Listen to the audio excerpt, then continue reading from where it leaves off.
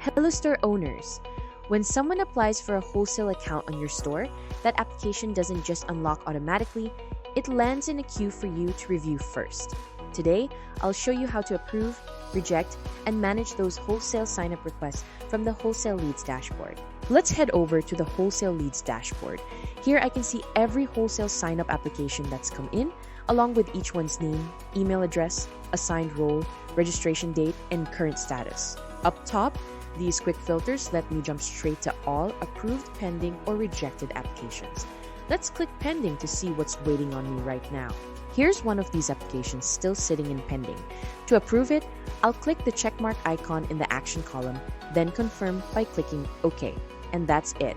They're instantly assigned the wholesale customer role and get an automatic wholesale account approved email letting them know they're in. If an application isn't the right fit, I can reject it just as easily. I'll click the X icon on this next pending one, then confirm the rejection. Just keep in mind, depending on your settings, a rejected user can be automatically deleted afterward. Now let's look at editing a lead. I'll click the pencil edit icon on Wholesale Testers row, which slides open the full profile, first name, last name, email address, website URL, plus drop-downs for status and role. If I want to hand this customer a different role than what they registered under, I can just change it right here before saving.